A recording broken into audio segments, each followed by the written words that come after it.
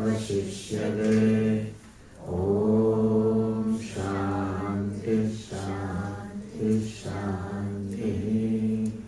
Shruti Smriti Purananam Alayam Karunalayam Namami Bhagavad Padam Shankaram Lokashankaram Shankaram Shankaracharyam Keshavam Badarayanam Sutra Bhashya Krutau Vande Bhagavantau Punah Punaha Ishvaro Gururabnevi Murti Bheda Vibhagine Vyomavadhyapta Dehaya Dakshinamurtaye Namaha.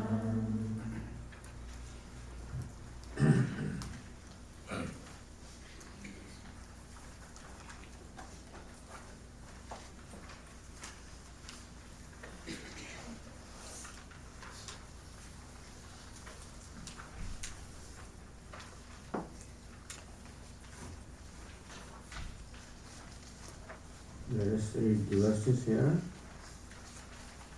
Shri Bhagavan Vacha Maya Veshya Mano Yemam Nitya Yukta Upasate Shraddhaya Parayopetaha Te me yuktatama mataha Ye tvaksharama nirdeshyam Avyaktam paryupasate Sarvatra gamachintyancha Kutastamachalam dhruvam Sanyamyendriyagramam Sarvatra samabuddhayah Te prapnuvanti mameva Sarvabhuta hite rataha Ye tu sarvani karmani Mai sanyasya matparaha Ananyenaiva yogena Mam dhyayanta upasate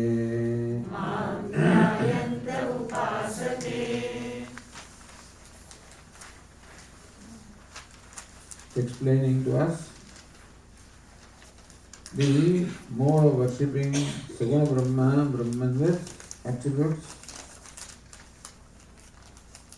Yetu sarvani karmani mai sanyasya. Here, the meaning of the word sanyasya is dedicating, having dedicated sarvani karmani mai sanyasya, having dedicated all the actions to me.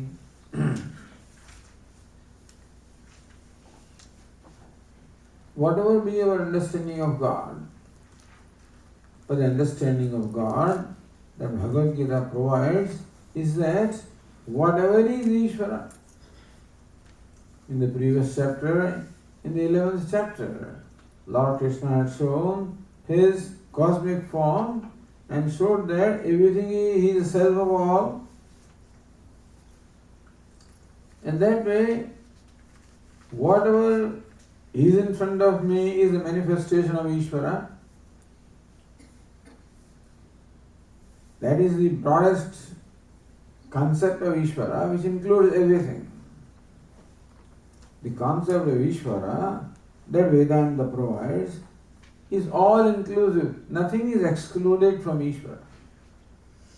even the evil is not excluded from Ishvara. Because Ishvara transcends both virtue as well as vice. If it is only virtuous Ishvara, then will not include what is vicious.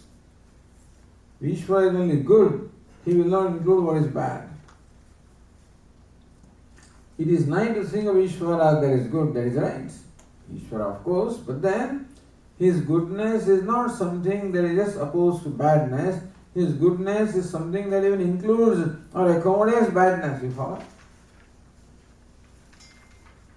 As Mahatma Gandhi said that, I don't hate anybody. Britishers, I have nothing against. There were others who were also carrying out the struggle, freedom struggle, armed freedom struggle, etc. To them, these British were the enemies.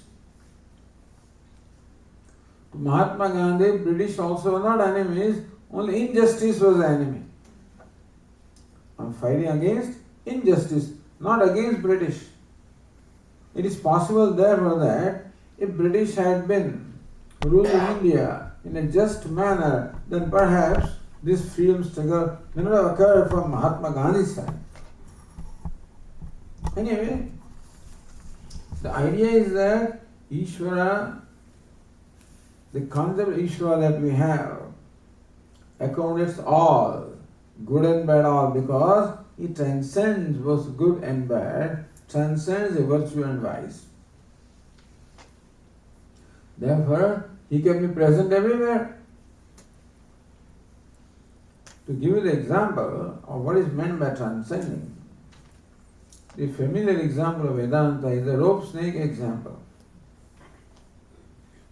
When there is a rope, sometimes because of the inadequate light, you might perceive a snake. That snake is a projection upon the rope. Somebody may see even a garland there. Yes, somebody else may see a stick there. Yes, somebody may see a streak of water. Thus, different people may project different things upon that rope, but the rope accommodates them all and transcends them all. He pervades all of them as well as transcends all of them. Rope can be said to be immanent in all those expressions and transcendent. Ishvara is immanent as well as transcendent. Again, coming back to our familiar example of the actor and the role that the actor plays, sometimes the actor comes before us in the role of a hero. Sometimes he may become a villain also. Sometimes he is king, sometimes he is beggar. He can afford to be all of this because he transcends all of them. And therefore, it is not the actor has become a king or a beggar. He appears as king, he appears as beggar, he appears as hero, he appears as villain.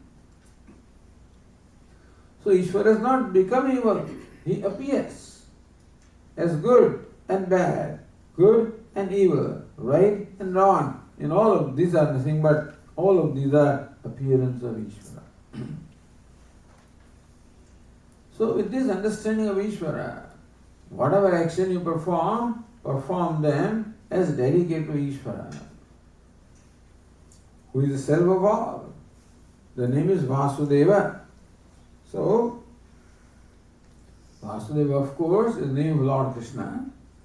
One meaning of Vasudeva is the son of Vasudeva is Vasudeva. But the Vasudeva has independent meaning also.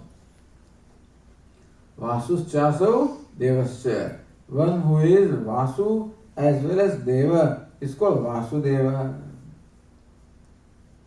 Vasu, that word comes from the root Vas. Vas means to dwell. So Deva, the self-effulgent Lord who dwells in everyone is called Vasudeva. Or the one in whom everyone dwells is also called Vasudeva. So that Vasudeva, the Lord who dwells in the whole universe, who is the server of all, dedicating all actions to him. That is the ideal way of worshipping Ishvara. But it may be too broad a concept for us. Ishvara is so vast that he includes everybody. But our mind may not have become so vast that we can include everybody. So perhaps a virtuous person, it is possible for me to look upon him as manifestation of Ishvara. But when I see a vicious person, it is difficult for me to look upon that person as a manifestation of Ishvara. Not because he is not, because of limitation of my mind, understand? Then I am not that large-hearted enough to accommodate everybody. Okay. Whatever my concept of Ishvara is, if you think is Lord Krishna, is Christ, is Rama, is Shiva, whoever you think Lord is, in your opinion, dedicate all actions to him. Mai sarvani karmani sanyasya, dedicating all the actions to Mai. When Lord Krishna uses the pronoun I, it does not mean as Mr. Krishna. In Bhagavad Gita, Lord Krishna uses the pronoun I more than 100 times.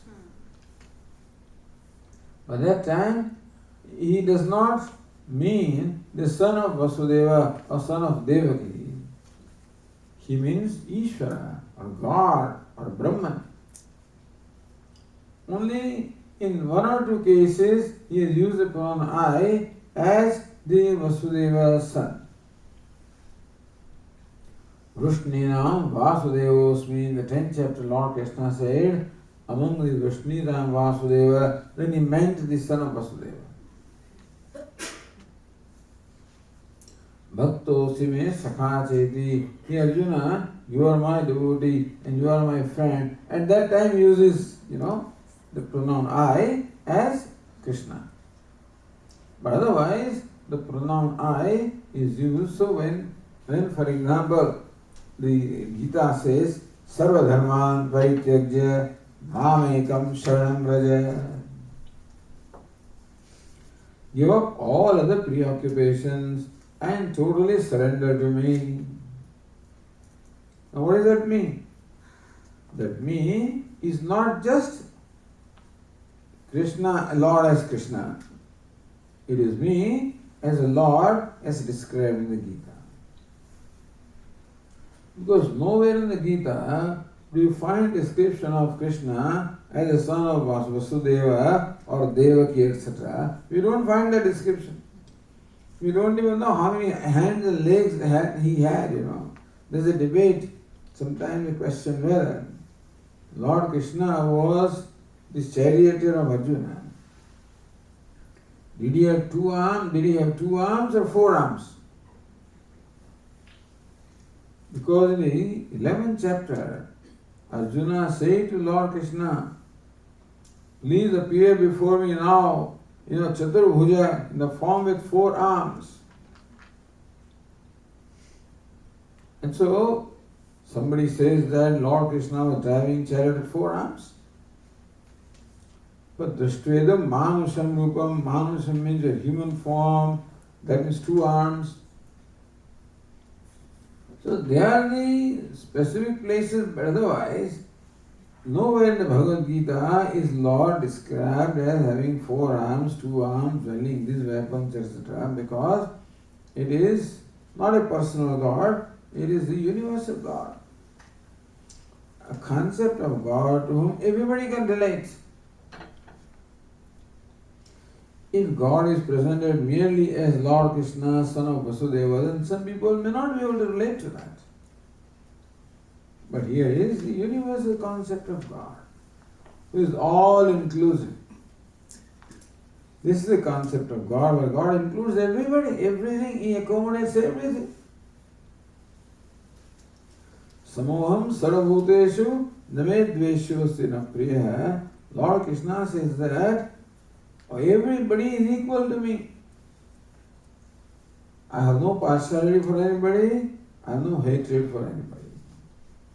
So Lord is present equally in Ravana as well as Rama. As a manifestation, Ravana is evil. Rama is all virtue. And that's fine. But as a very substratum, there is only Brahman, Asti, Bhati, Priyam, Satchit, Ananda. So, ye tu sarvani karmani mai sanyasya. Those who dedicate all actions to me. We have two altars for dedicating our actions. One altar is Ishvara, other altar is our ego. So it will be useful to take a moment and reflect upon before performing any action. We take a moment and reflect upon this aspect as to for whom am I performing this action? Who am I promoting? Through the action, whom am I promoting? Am I promoting myself or am I promoting whom? Or Ishvara? Generally speaking, we promote ourselves. Through the action that we perform, we want to shine out. We want to display or exhibit ourselves. Usually, it is the ego that is what is promoted by us, and therefore, most of our actions are dedicated to ego habitually. Therefore, we have to be aware of that habit and recognize this tendency of our mind, that we have a general tendency to promote ourselves. Am I promoting myself? Am I promoting my Guru? Am I promoting Vedanta? Am I promoting Guru Parampara? Am I promoting first Guru is Ishvara? Am I promoting Lord Krishna's teaching? What am I promoting? What is the cause to which I am dedicated? Even as a speaker, what is the cause to which I am dedicated? Am I promoting myself as Swami, we and so? To glorify that? Or to glorify the teaching of Bhagavad Gita? What is the purpose of this action? Is to share the knowledge with others? Or to try to impress others with my knowledge and expertise or scholarship or whatever? There are different motives behind actions. And we have to become aware of the motive. Most important is the motive. What determines the benefit that we gain from the action is the motive behind the action, the attitude behind the action. And Lord Krishna wants us to change those motives or attitudes. That you become my servant. Dedicate all actions to me means that just as a servant dedicates all actions to the master, become instrument in my hand. Let me function through you like an instrument, like a flute, which totally dedicates itself to the one who plays the flute. The flute has no agenda of its own. It is totally identical with the agenda of the artist, the player of the flute. So also what is meant by dedicating actions to Ishvara is that I have no agenda of my own. I do not seek to gain any personal glory. I do not seek to gain any personal benefits. but I am promoting the cause of totality. Or promoting cause higher than my individual self. You can be serving Vishnu Mandir. Alright? Promoting Vishnu Mandir, not me. And Vishnu Mandir promotes this, all Hindus. Hindus promote Hinduism. They promote all cultures. They promote this country. And so you can identify the wider and wider and wider cause. It is important to determine in our mind what cause I am identified with. And to identify with a larger and larger cause. Ishvara is of course the largest cause, which is of course it's a tall order. But that is why it was possible for Mahatma Gandhi to inspire millions of people by giving them a cause. What is the cause? Cause was the freedom of the nation, freedom of the country. To such an extent that people were even ready to give their life for that cause. And many thousands of people gave up their life. It is one thing that the soldiers in the army fight because they are all paid people. And if they do not fight, there will be disciplinary action. So they fight whether they want to fight or not. It's not a voluntary army, isn't it? Nobody paid, they paid themselves. They paid for themselves. Because gave them a very worthy cause. Let there be a worthy cause in our life. And as worthy as you can think of. As worthy as you can deal with, put it this way. But Mai sarvani karmani sanyasya. Dedicate all actions to some worthy cause. Ishvara is the worthiest cause, which means what? Well-being of all. In the earlier verse we are told, Sarva Bhuta Hite Rataha. How the devotees of Ishvara are Sarva Bhuta Hite Rataha. They delight or they are dedicated to the hita, the well-being of all the creatures.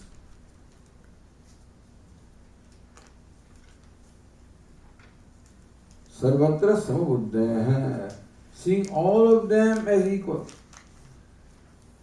Nobody is higher, nobody is lower. Seeing all of them as equal. See, even when there was a caste system in India, when there were Brahmana, Kshatriya, Vaishya, Shudra, etc. Understand, teaching is Sarvatra Samabuddha. The division of caste was merely for a matter of convenience, for dividing the workload or the duties to best serve the society. But the idea is that all of them are equal. So, yedu sarvani karmani mai sanyasya. Now, through performing, what are actions you are performing? What do you want? An action is always performed for a purpose. So, what is the purpose of performing your action? Lord Krishna says, Mat Paraha. See the translation, being the ones for whom I am the ultimate end. So what do I want in my life? I want nothing less than Bhagwan. So that also is a very high, tall order. But मेरे तो गिरधर गोपाल दूसरा न कोई. As Mirabai says, मेरे तो Girdhar Gopal. All I want is Giridhar Gopal. I want Lord Krishna. दूसरा कोई, he is my husband, nobody else. So mat paraha. What do I want out of this? What is the worthy cause in our life? What is the worthy outcome? Well, what worthier outcome can there be than attaining Ishvara himself? Mat paraha. My devotees are those for whom I am the ultimate end. They do not want anything else from me. They do not worship me for something else. As you say, we go to Tirupati and put money in the hundi and do a sankalpa about my son, my daughter, my promotion, whatever. He says, no, the sankalpa that a bhakta has is, I want Ishvara's grace, I want Ishvara himself. Why should you settle for anything less? When he can give himself to you, why do you want to settle for anything less? Matpara ananyena yogena. Yoga means joining. So ananyena yogena. By the yoga in which yoga means concentration of mind. The mind is concentrated only on one, and that is Ishvara. Mam dhyantaha, meditating upon me, upasate, they worship me. These are the highest level of bhaktas.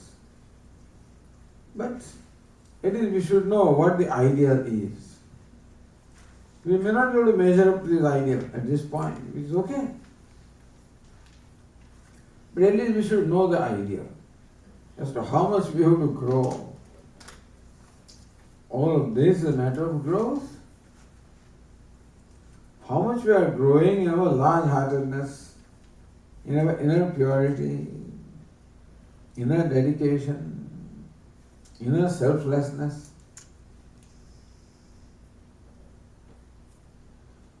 Then Lord Krishna says, what do I do? This is what the bhaktas do. Then what does the Lord do? He also does something. The next verse says, we are not included it here, but it says, Teshamaham samudharta mrityu samsara sagarat. Teshamaham samudharta. I rescue them from this ocean of samsara. How is the samsara? Mrityu samsara sagara. Mrityukta samsara. Samsara is compared to sagara. Sagara means ocean. Ocean which is shoreless is called ocean. Samsara has no shore at all. Samsara can be explained as this repeated chain of birth and death. It will go on and on forever.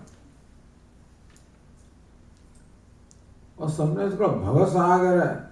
Bhava means becoming. You keep on becoming from one end to the other, and to the third end, endless. As long as we are living the life dedicated to promoting our ego, so long there is no end at all.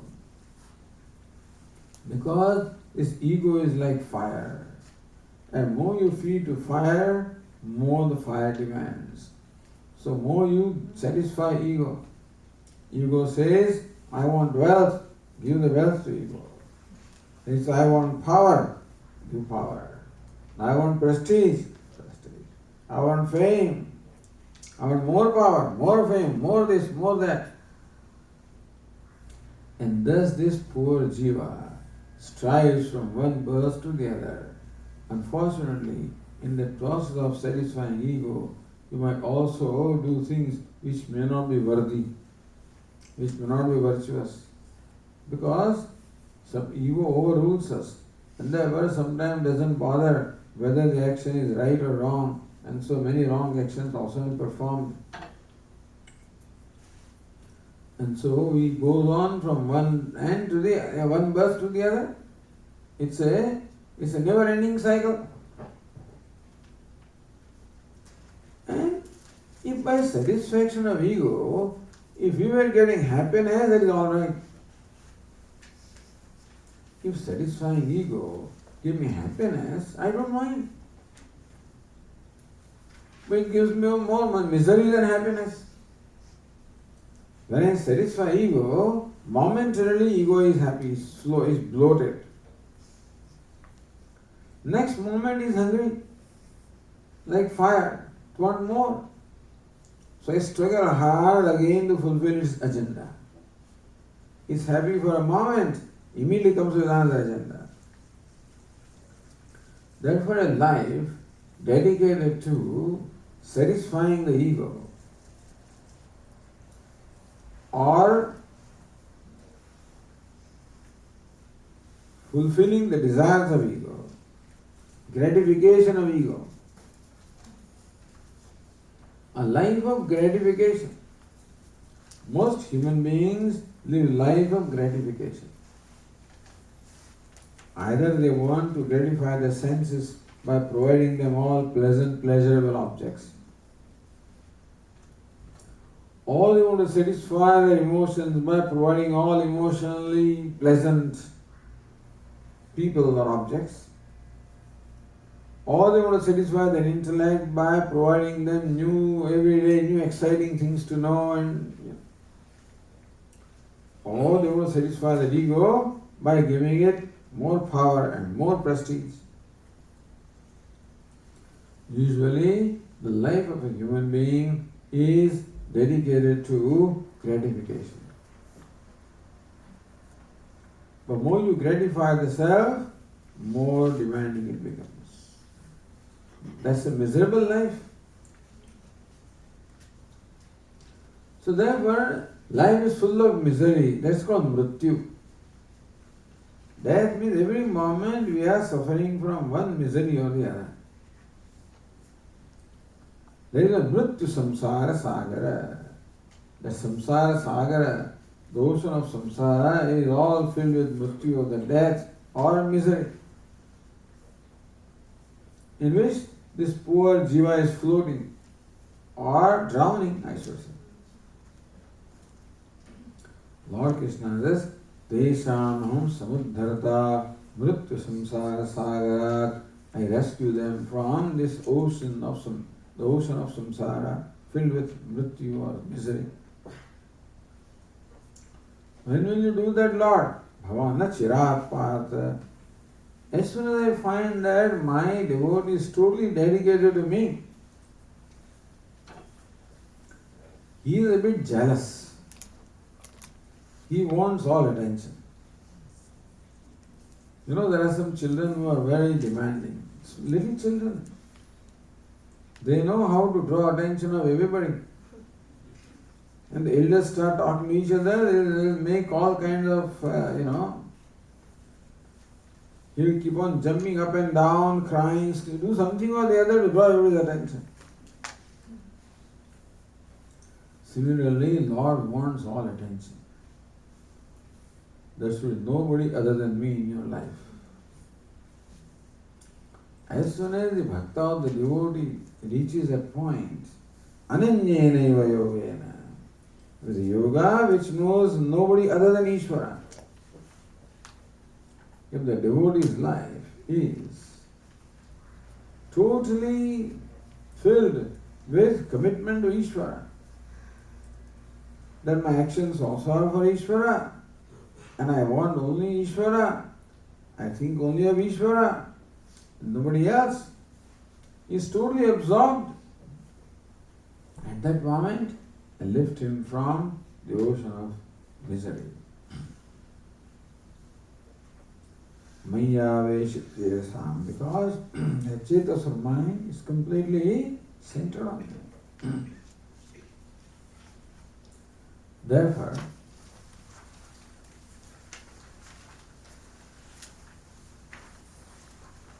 what should we do? Lord Krishna says, again that verse I have not included, but just going to quickly. Mayyeva mana adatsva, May buddhim nivesha. Here Arjuna, Mayyeva mana adatsva. May you place your mind in me.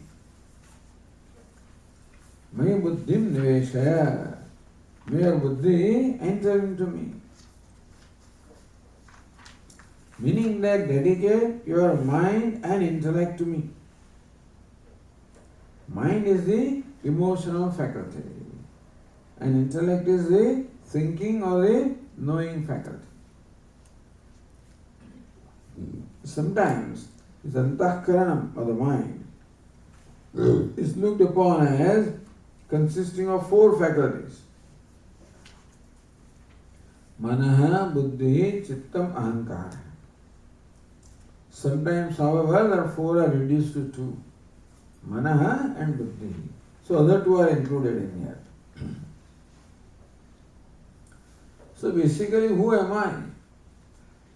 As the mind, so the man, they say, I am nothing but my mind. So my mind and intellect is what is myself.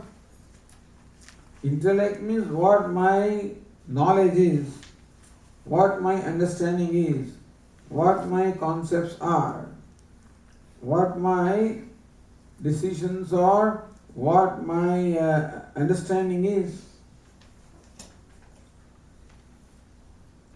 And emotions. Mana means emotions. So Lord Krishna says, Mayyeva mana adatsva, May buddhim niveshaya. You give your mind also to me, your intellect also to me. Then please tell me what remains with us. If you give him our mind, and give him our heart, and give him our head, then what remains with us? Nothing. Means give yourself totally to me. In the heart, you love me. In the head, you think of me.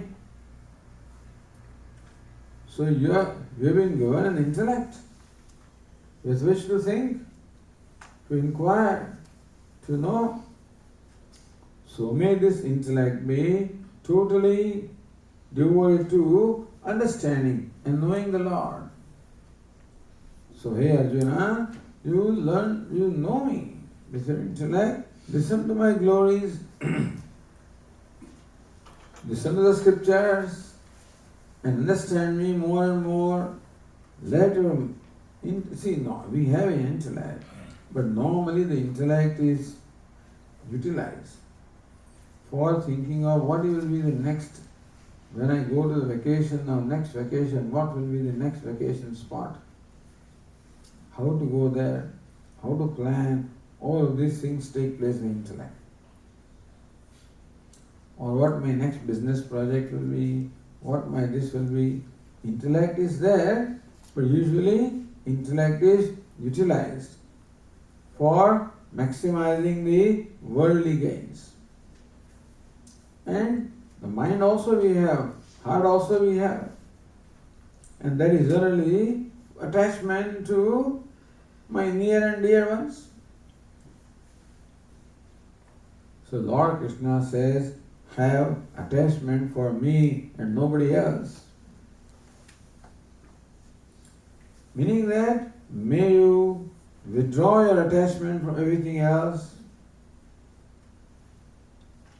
and have all attachment, all love for me. It can be done 2 ways. One way is that when you love somebody, ask, what exactly do you love? And let the love be focused on Narayana or Ishvara who is in that person. Let my love not be for the flesh and blood or for this upadhi or the costume, but let love may be for the one who is in the costume, Narayana, Ishvara, Bhagavad. So love me and want to know me. So let your intellect be always thinking about me and your mind always devoted to me. So place your mind and intellect both in me and meditate upon me. Totally become identified with me. Then you will become one with me. If you cannot do that, Swami, Bhagavan, that is very difficult for me to focus my attention totally on you because my mind is not that steady. I don't enjoy that concentration of mind. And what do we do? So the next verse tells us that. Verse number 5.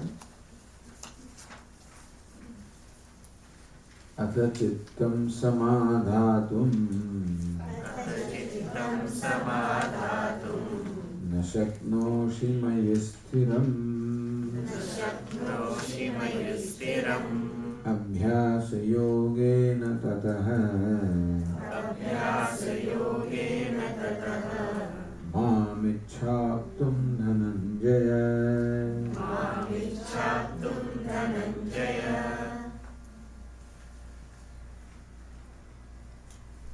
So we have chosen this word so that we can understand some aspect, idea of meditation.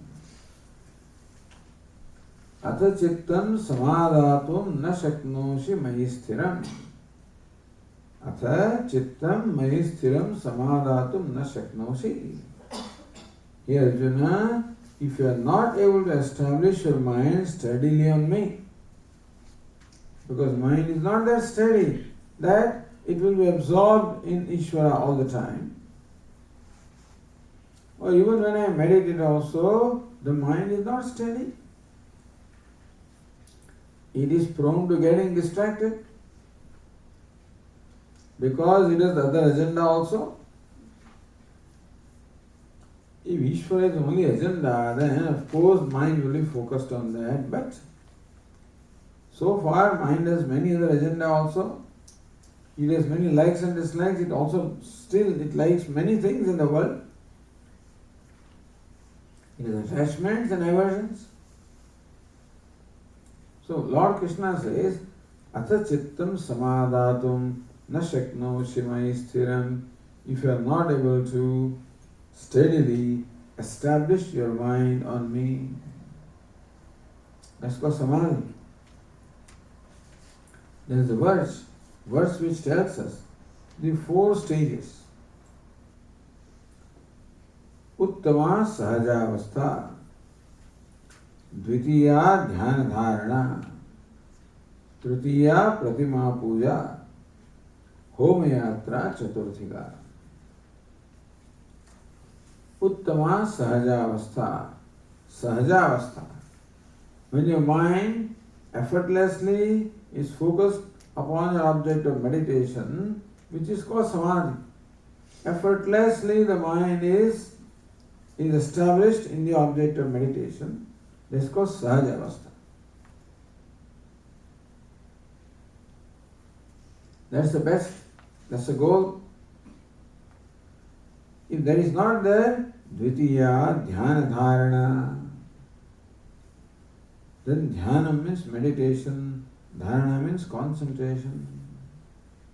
If samadhi means steadiness of the mind is not possible, then meditation. Try to make your mind steady on the object of meditation. Even that meditation also is difficult. Tritiya pratima puja.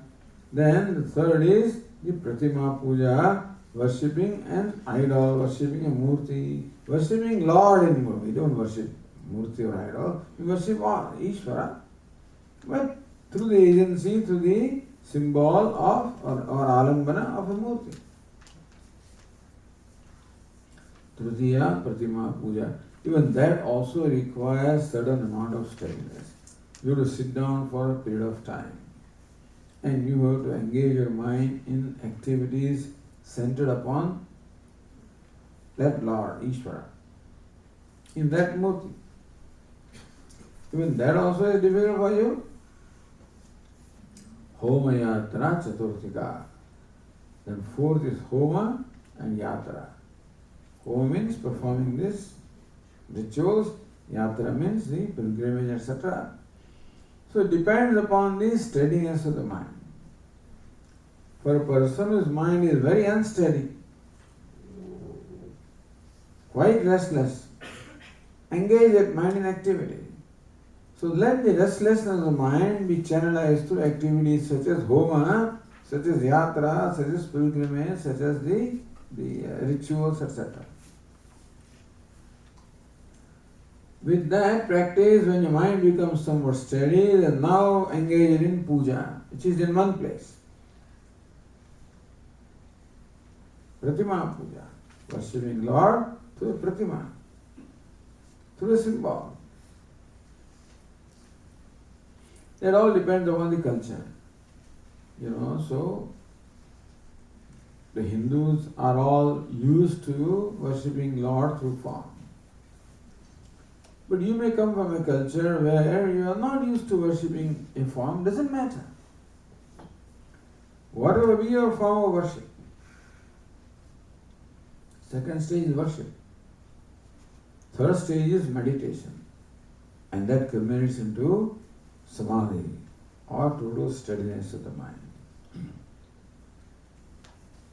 So here also Lord gives those alternatives. If you cannot do this, then do that.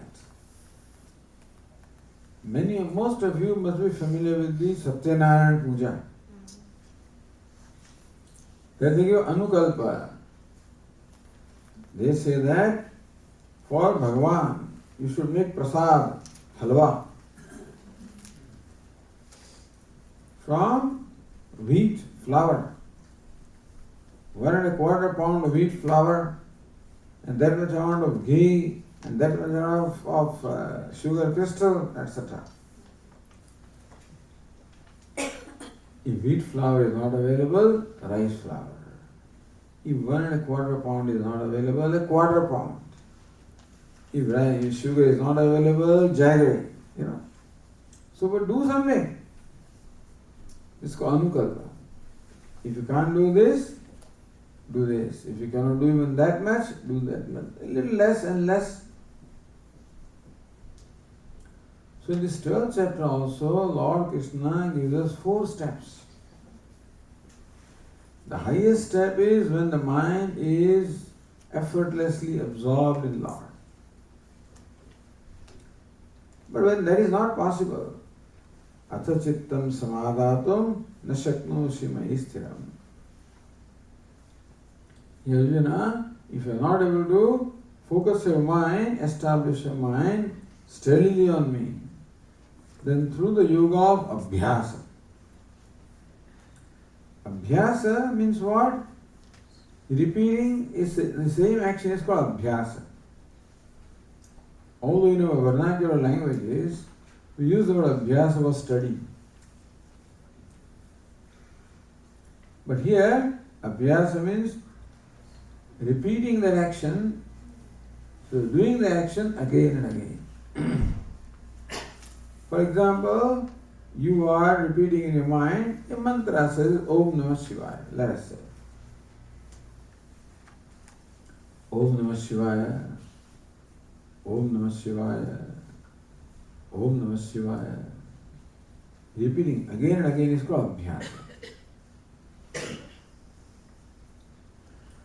Because the mind still is not that steady and it does get distracted. Doesn't matter. You are meditating upon this form of Lord, or meditating upon the name, meditating upon whatever it is that absorbs your mind. The object of meditation must be something that inspires you, something that interests you, something about which you like to think. So God is everywhere, but we cannot see God everywhere. Sometimes they ask, sometimes in home this kind of question is asked. Why do you need to go to temple? Isn't God everywhere? that is just an excuse for not going to temple, that's all. Because even though God is everywhere, I cannot see Him everywhere. As Ramakrishna Paramahamsa used to say, ghee means clarified butter. It pervades the milk all right. It's there in the milk. But you can't get it. You have to curdle the milk, make buttermilk out of that, and churn that buttermilk. Then the butter comes out. So God is everywhere all right. But you have to churn. That is why we have special objects, such as murtis are given to us. Or other symbols, and sometimes geometrical figures are also given. Sometimes symbols like Om, Swastik, etc. are also given. Depending upon what your mind is in, mind takes fancy to. Therefore, a wide or vast choice is given in Hinduism. So there are many streams of worship that developed in Hinduism. So the Ishvara is presented as in many forms. And it is always advisable to worship Ishvara in a form that is specified by scriptures. Our Swami used to say, in the olden days, he used to use the example of Lux, right? The soap in India. Here it may be some other one, Dove or whatever.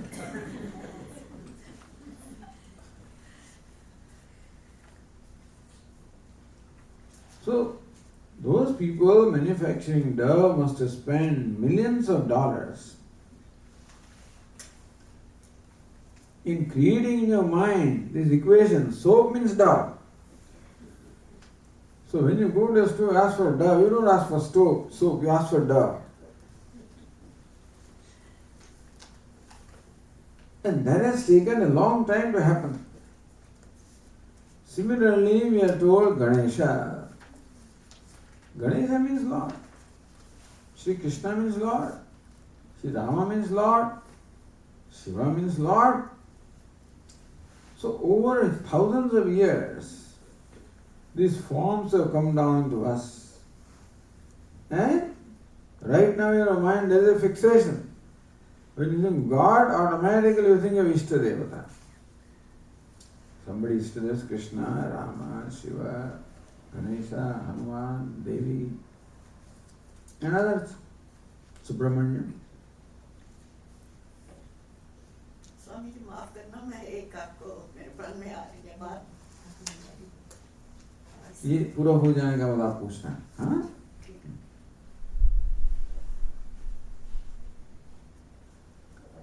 So therefore, it's a matter of the culture.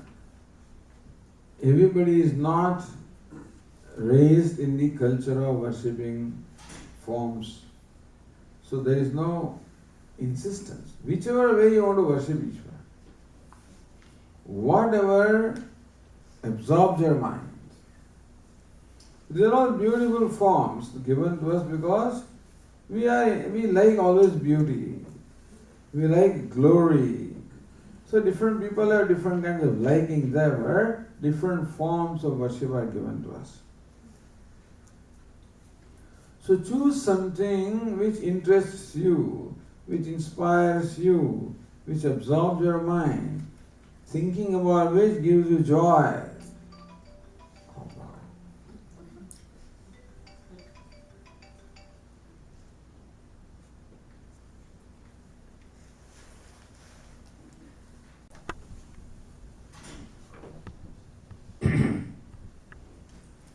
So object of meditation should preferably be something that is interesting to us, in which we should have rasa.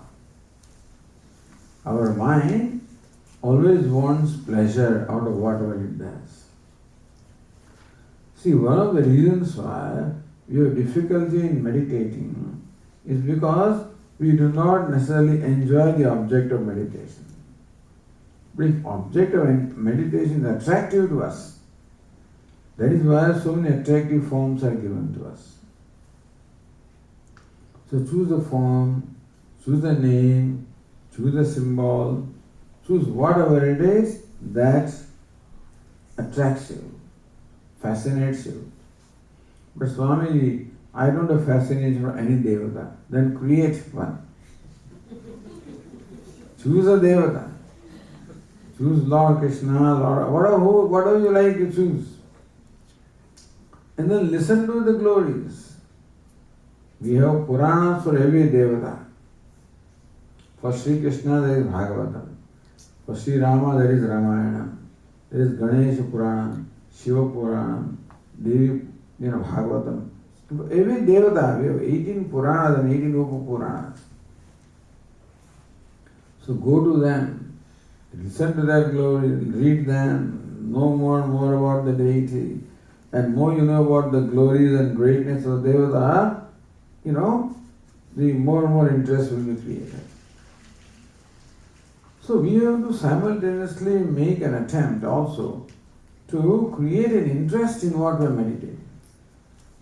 The reason why the mind is unsteady is because it gets a lot of rasa or joy out of thinking about the things of the world. It gets some joy. When it starts getting joy in thinking about Ishvara, Bhagavan, then it will disengage from there, otherwise it won't disengage. So abhyasa, choose an object of meditation and let the mind be focused on that. The mind being unsteady, it will get distracted. Bring it back. Again gets distracted, bring it back. So do this process called abhyasa. And for disengaging, this is called vairagya. Vairagya and abhyasa. In the 6th chapter, Lord Krishna said, Abhyasena tu kaunteya vairagyena cha grishyate. Arjuna, you can bring your mind under control by abhyasa and vairagya. Vairagya means dispassion or disinterest in worldly things. So increasing interest for what you want to meditate and decreasing interest in the worldly things. How do you do that? Let the mind see what all disadvantage is involved, what all pain is involved, what all blemishes are involved in the worldly things in which it is interested. And that way, if you make the mind see the pain involved there, then it will slowly get disengaged and show the mind advantages of engaging here in the object of meditation. So abhyasa and vairagya. Abhyasa yogena tataha mamichhaptum dhananjaya. Hey Dhananjaya, you seek to attain me, seek to reach me through this practice of abhyasa.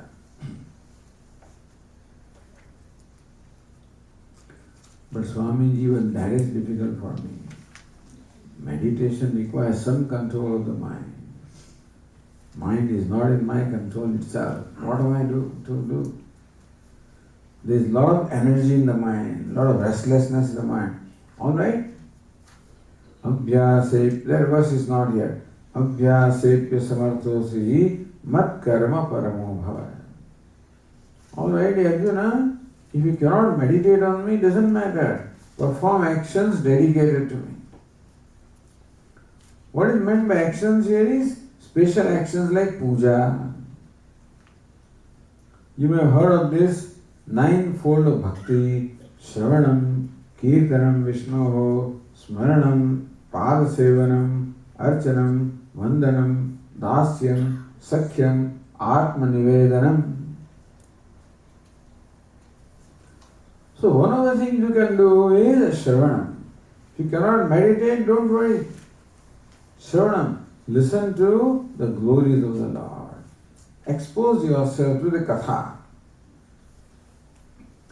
So if you are interested in Lord Krishna, expose yourself to the Katha of Bhagavatam. If you are interested in Lord Rama, expose them the Katha of Ramayanam. In those days, you had to go to the places where Katha was taking place, which may involve a lot of travel. Even 50 years ago.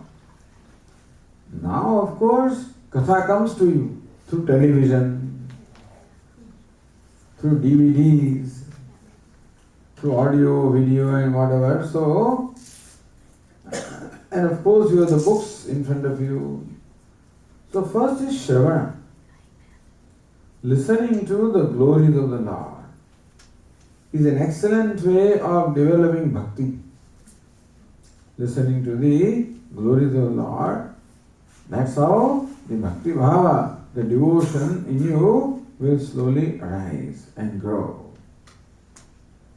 Kirtanam, singing His glories, singing His name, singing this bhajan, singing stotra, singing other glories, another form of worship. Smaranam, remembering Him in your mind, remembering His glories, remembering His stories, remembering His sports. Something that the mind enjoys to do, likes to do, gets joy out of that. Archanam, worshipping, like puja. So these are the actions that you can perform. It's not that you do only one thing. It depends on your mood. So right now I'm in a mood to listen to the katha, listen to that. Or I'm in a mood to sing, okay. I'm in a mood to remember, alright. Mood to read, okay. Mood to do the puja, alright. So you can fill up your day with variety of actions which are all centered upon Ishvara. Mat karma paramo bhava. If you cannot meditate upon me, if you don't enjoy that much steadiness of the mind, where you can meditate upon me, doesn't matter. You dedicate, you perform special actions which are centered upon me. Ramana Maharshi says, Kayavan manah kayamuttamam pujanam japas chintanam kramad. At the level of the kaya, the body, pujanam, the worship of the Lord, puja. At the level of speech, singing His glories, His stotras, His names. Level of mind, meditating upon Him. But Swami, even that is also difficult. My mind is not even steady enough to listen to the kathas and to do those things. Then what do I do? The next verse that we have selected.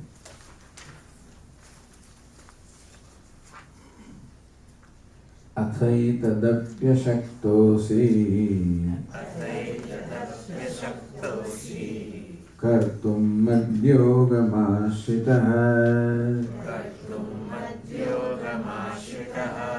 सर्वकर्मफलत्यागम्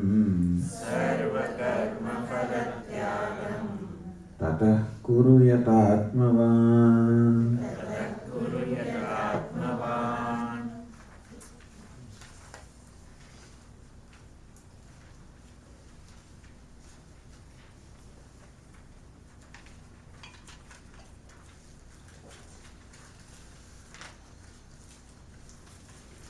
Atha etadapi ashaktosi. Here Arjuna, you cannot even do that. Listening to glories, singing His glories, remembering Him, worshipping, even that also is difficult for you to do. Don't worry. Sarva karma phala tyagam kuru. Give me your karma phala. Give me something. He wants the whole of us actually. When He says, give me your mind and give me your intellect, give me everything. But doesn't give me everything, alright, give me your mind. Meditate on me. Also you cannot perform karma for me. That also you cannot do. Give me karma phala. Somewhere we have to give praise to Ishvara in our life. Then he will take care. It's called Pada Prasarana Nyaya. The rule of slowly spreading yourself. Like this beggar. Once it was the summer season, the noon time, beggar comes to the door of this lady and requests her, please give me some food, I'm very hungry. So she gives food. Then he says, can I sit here and eat, please? All right. But outside it is so hot. Can I come inside and eat? Okay. So he came inside and this lady served him food and he had food to his heart's content. And that's it now, things done. He says, well, now I've just finished my food. It's so hot outside. Can I rest here for a while? Then it's all right, okay, rest. I'll go inside. After half an hour she comes out. This fellow is sleeping, deep asleep. She woke him up. Says, okay now, go back. Where? Where you came from? I belong here, he says, That's how Lord is. Give him a little bit. And slowly start occupying him.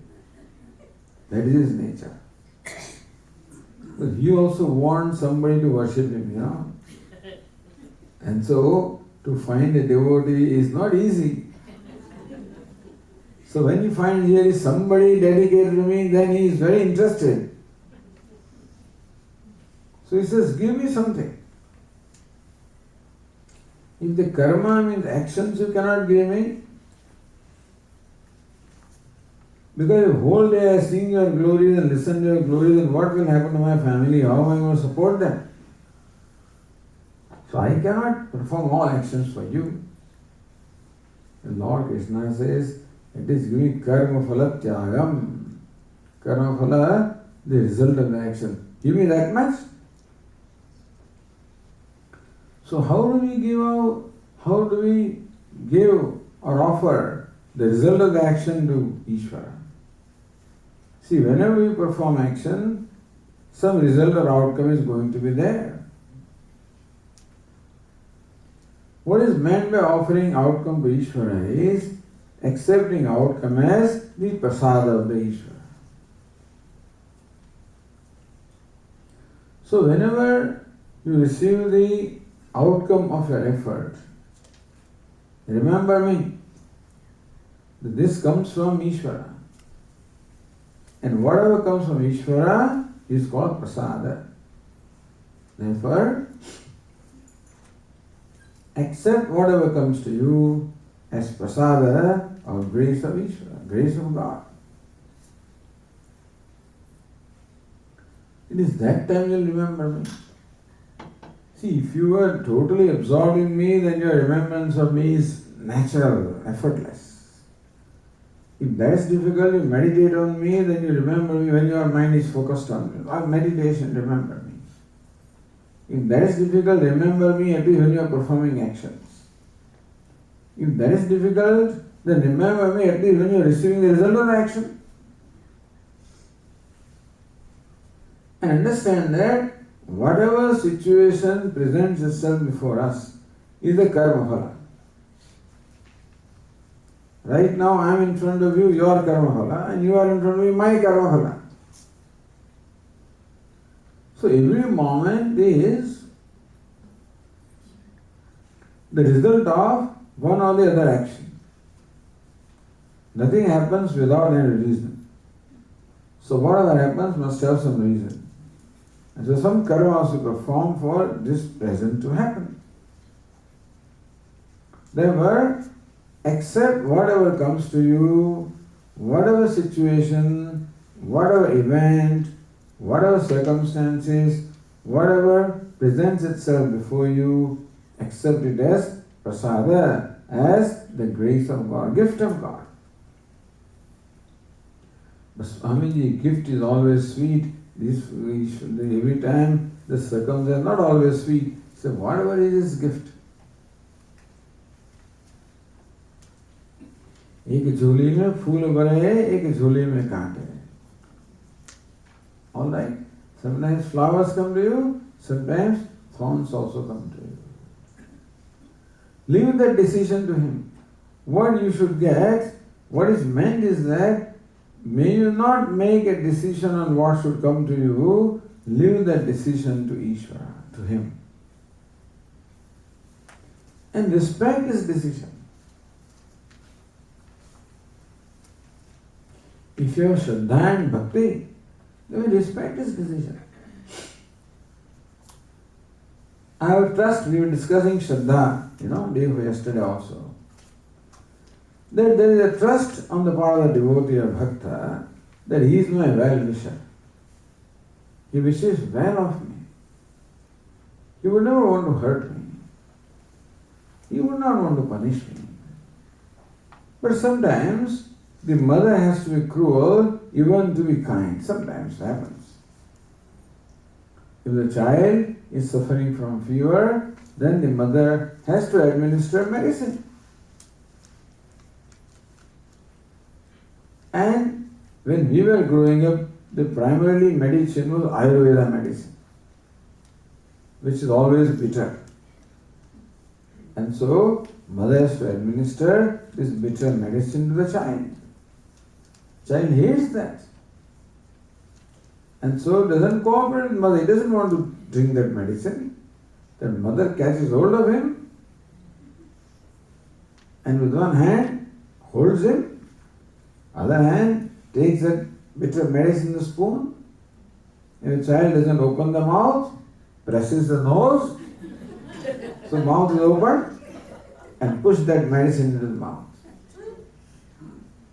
As mothers, I'm sure you may have done it at some point in time. The child is like, Mom, I hate you.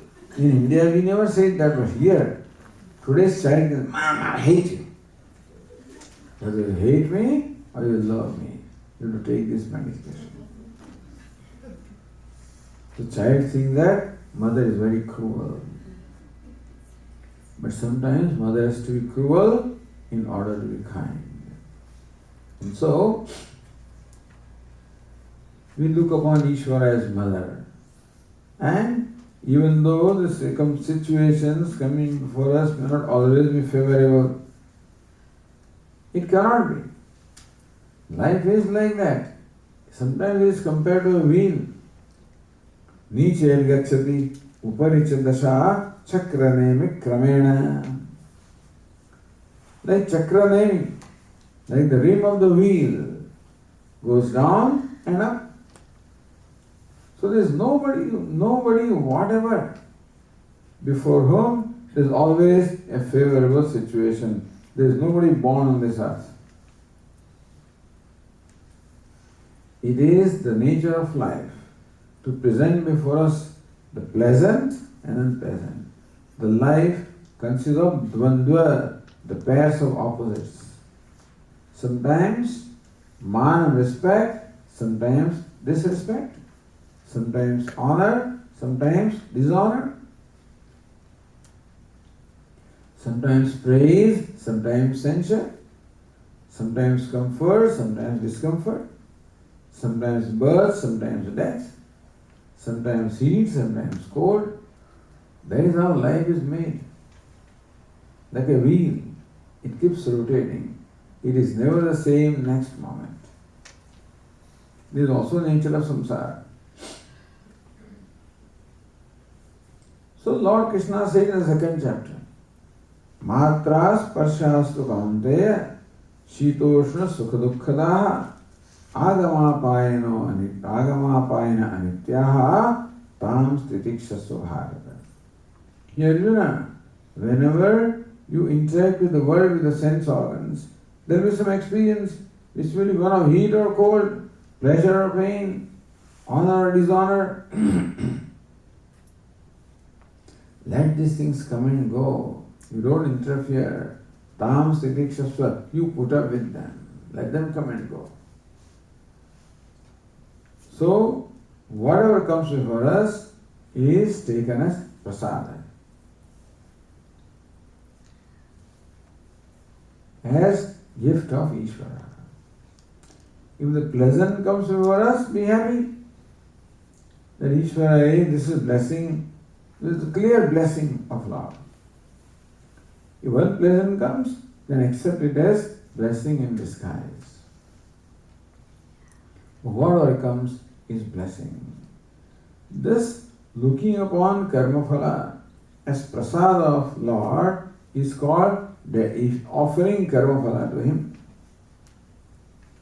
Sarva karma phala tyagam tatah kuru yatatmavan.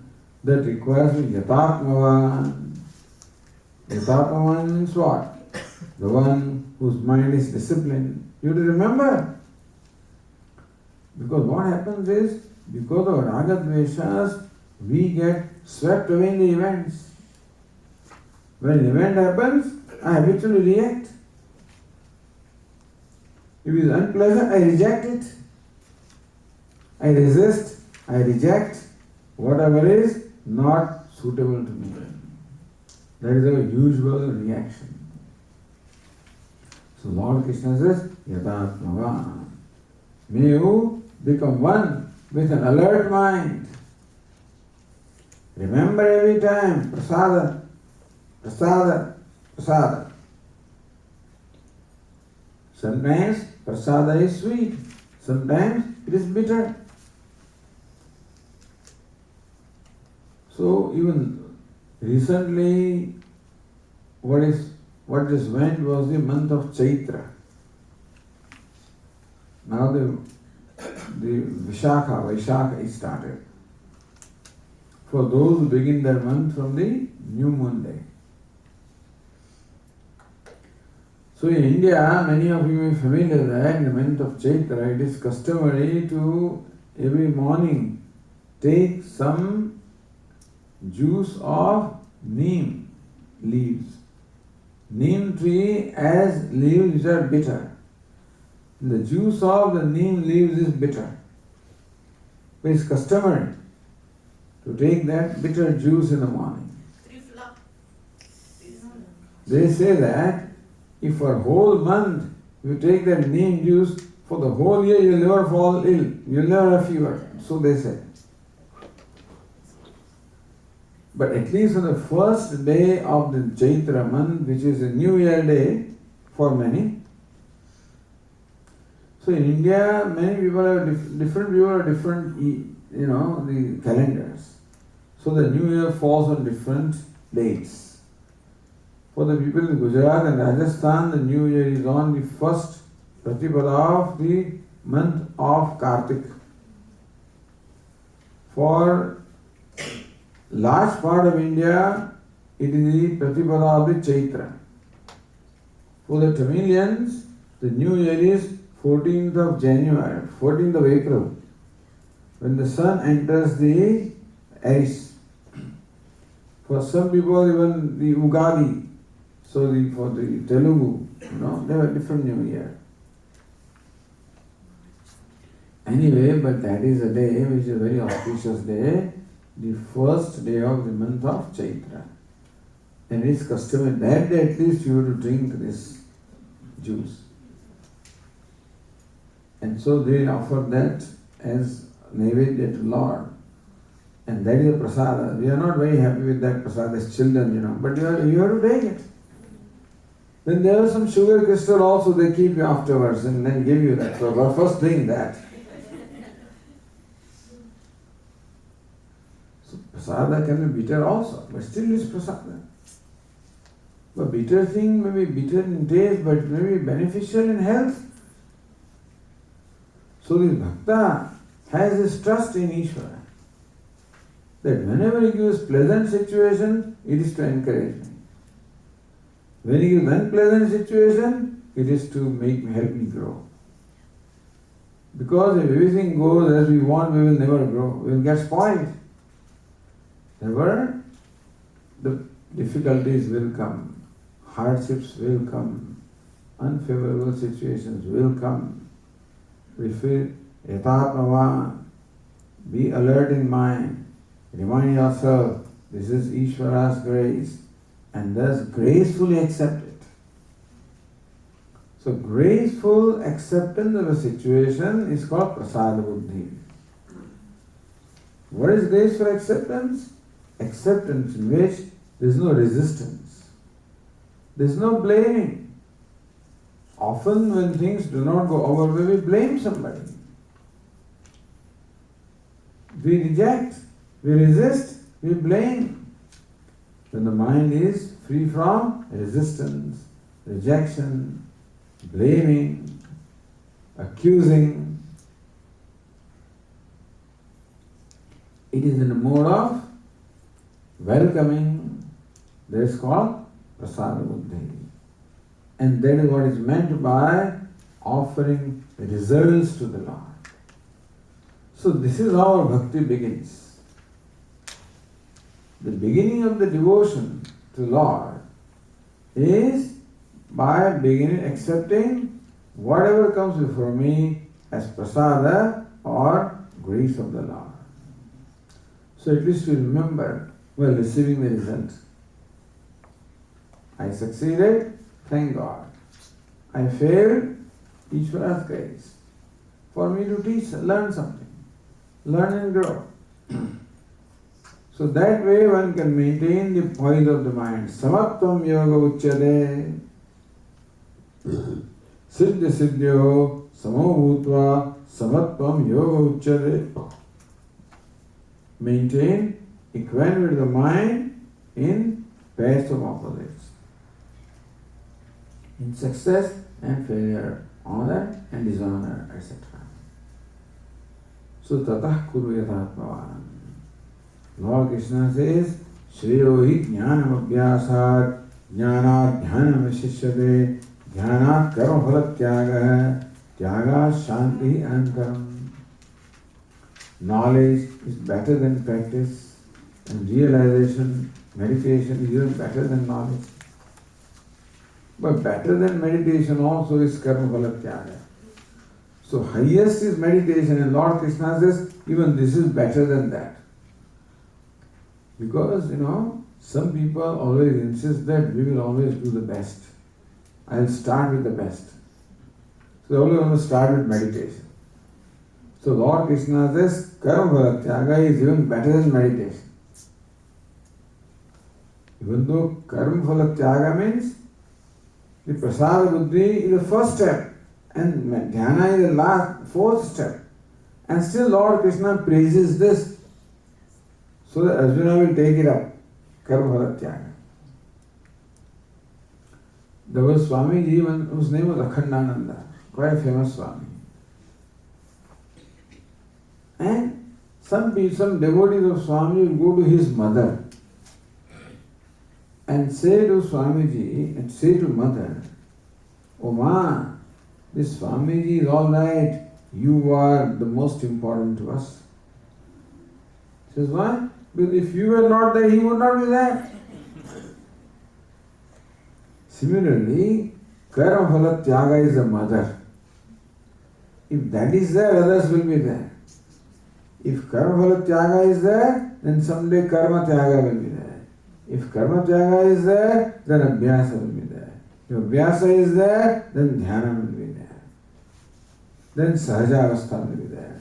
If this is not there, other steps are not going to be.